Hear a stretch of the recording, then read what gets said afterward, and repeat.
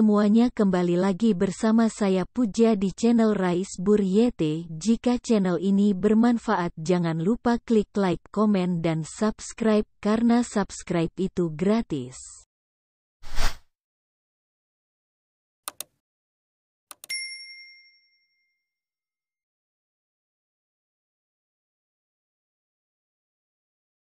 Dan hari ini kita akan membahas tentang model dan market dari e-bisnis itu sendiri gitu ya. Nah, banyak sekali literatur-literatur yang sudah Ibu baca gitu ya, bahwasanya internet ini telah merubah, internet change the way people communicate. Bagaimana sebuah internet itu merubah cara orang berkomunikasi yang dulunya face to face lalu sekarang menjadi online. The way people entertain themselves, bagaimana orang itu melakukan entertaining, menghibur dirinya, yang dulunya kita itu melakukan permainan yang secara offline, katakanlah teman-teman main monopoli, congklak, dan lain sebagainya, kelereng dan lain sebagainya, dan sekarang orang banyak sekali melakukan permainan untuk mengentertain dirinya sendiri itu dengan menggunakan jaringan internet, misalnya game online atau misalnya menonton secara online dengan pipe yang ada gitu ya, misalnya Netflix, Hulu, dan Disney Plus dan lain sebagainya gitu ya. Nah, bagaimana dengan bisnis? Nah, bisnis juga berubah ketika internet sudah semakin berubah. Yang Ibu bilang tadi, bagaimana sebuah internet itu mengubah sebuah perusahaan itu dalam melakukan kompetisi dalam mencari customer, menjual barang dagangannya, memberikan servisnya, melakukan komunikasi antar pegawainya, ataupun melakukan komunikasi antara stakeholder yang ada di perusahaannya, seperti misalnya yang dulunya melakukan bergen secara offline gitu ya, harus bertemu secara langsung dengan suppliernya atau pemasoknya, atau harus door to door dari satu rumah ke rumah lain untuk mengapproach customernya, untuk melakukan pendekatan ke customernya untuk penjualan produk. Namun sekarang dengan penggunaan internet, everything change, semuanya itu udah berubah gitu ya, dengan berubah dengan dengan ada internet sebagai pipa-pipa, sebagai fasilitas yang memfasilitasi antara satu perusahaan ini untuk datang ke customernya gitu, dengan menggunakan media sosial, dengan menggunakan jaringan pribadi, atau menggunakan electronic mail dan lain sebagainya gitu ya. Nah, sehingga diperlukan pula model bisnis yang efektif, bagaimana membangun sebuah e-bisnis itu sehingga bisnis itu bisa running atau berjalan dengan baik sesuai dengan as expected, sesuai dengan yang mereka inginkan gitu di dalam company-nya itu, balik lagi sesuai dari goal, visi, misi dari company-nya itu sendiri gitu ya. Nah, ketika kita berbicara goal, itu sama aja ketika kalau misalnya kita membahas tentang project gitu ya, karena project itu adalah katakanlah kumpulan task yang harus kita kerjakan sesuai dengan tujuan dari orang yang akan mengerjakan sebuah project itu sendiri gitu ya.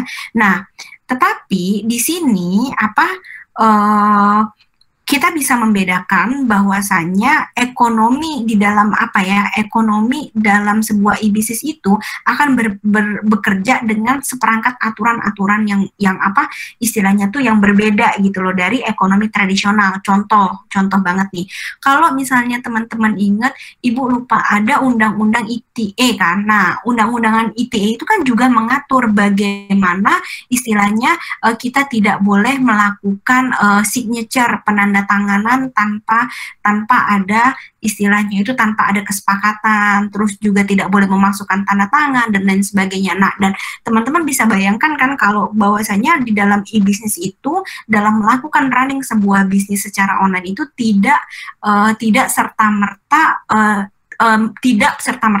tidak membutuhkan tanda tangan gitu loh. Nah, ketika kita tidak mengikuti certain rules atau certain regulation atau aturan-aturan yang ada gitu loh, jadi kita bisa terjerumus ke dalam satu kategori kita itu sudah melanggar dari aturan-aturan yang memang harus diterapkan ketika kita menjalankan bisnis secara online itu sendiri gitu ya.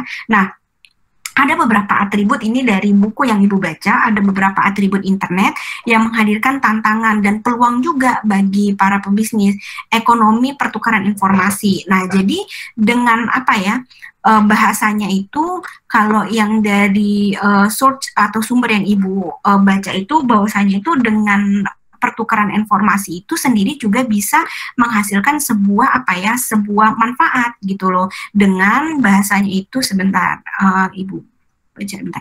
Nah, jadi dengan si perusahaannya itu sendiri bisa mendapatkan keuntungan yang banyak banget, yang besar dengan mengambil informasi gitu loh, mengambil informasi secara secara online gitu, through the internet atau menggunakan internet, di mana kita itu melakukan pengiriman terhadap unit-unit informasi tersebut menggunakan internet, di mana secara praktis katakanlah practically-nya itu adalah zero, walaupun istilahnya itu zero itu memang tidak dibayar, katakanlah memang beda kalau misalnya kita mengirim satu surat menggunakan pos, berarti kan ada biaya pengirimannya, walaupun kita bilang tidak ada bayaran, kan pada faktanya kita tetap harus membayar jaringan internet itu sendiri gitu. Namun dengan bayaran yang bisa diminimalisir, tidak perlu ada biaya kirim dan lain sebagainya, kita bisa mencapai apa ya, me-reach bahasanya itu,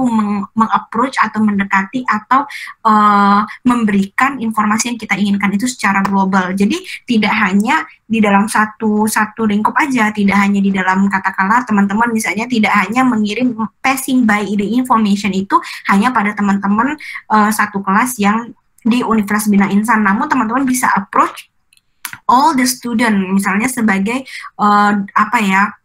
customer yang akan datang, yang bisa teman-teman approach, misalnya katakan student around the world secara globally gitu ya. Nah, terus selain itu ada konektivitas dan interactivity. Nah, jadi dengan bertambahnya pengguna internet ini setiap tahun kan secara globally increase meningkat, jadi connectivity itu semakin baik, semakin berkembang dengan baik, infrastruktur semakin baik dan lain sebagainya, sehingga terjadilah komunikasi secara real time. Contoh nih yang Ibu bilang tadi tentang masalah project dari Kemenkominfo tentang palaparing. Apa tujuannya? Tujuannya adalah sehingga terjadilah real time communication among the parties, jadi antara beberapa bagian-bagian yang memang harus terkoneksikan. Jadi coba teman-teman bayangin deh kalau misalnya infrastruktur di rumah Ibu nih sekarang katakanlah di Bandung. Nah, katakanlah nanti ada satu yang akan customer Ibu yang rumahnya katakanlah di istilahnya di Sulawesi mana gitu ya, atau satu lagi di Papua gitu, dengan dengan koneksi yang tidak begitu bagus. Nah, nanti ada katakanlah delay, speed delay. Jadi ketika Ibu kontak ternyata nggak masuk teleponnya, padahal mereka tidak ada koneksi yang baik, atau ketika Ibu ngomong berapa detik itu baru nyampe omongannya, atau ketika kirim email karena mereka loading dan lain sebagainya, karena broadband access-nya nggak bagus, infrastrukturnya kurang baik, tidak sebaik yang di Bandung domisili Ibu tadi, maka tidak akan mendapatkan real time communication, sehingga tidak akan mudah untuk connect, tidak akan mudah untuk melakukan interaktivitas. Jadi itu merupakan sebuah atribut aja dari internet yang menghadirkan tantangan dalam peluang bisnis itu sendiri. Oke. Nah, terus ada di sini skala ekonomi jaringan atau yang dinamakan dengan network economy of scale. Jadi di situ semakin bahwasannya network itu mempunyai efek yang efeknya itu yang paling stronger di dalam sebuah internet company internet ekonomi yang Ibu bilang tadi.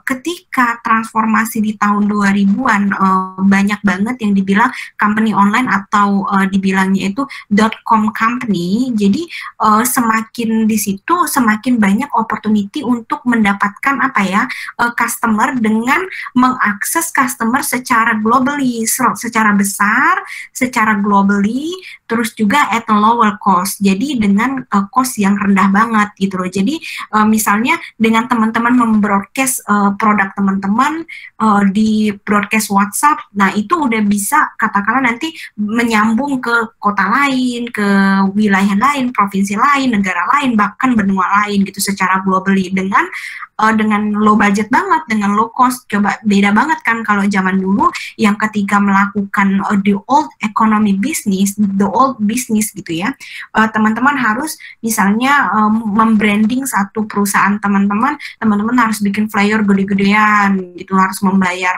flyer untuk pembayaran flyer dan lain sebagainya secara besar-besaran.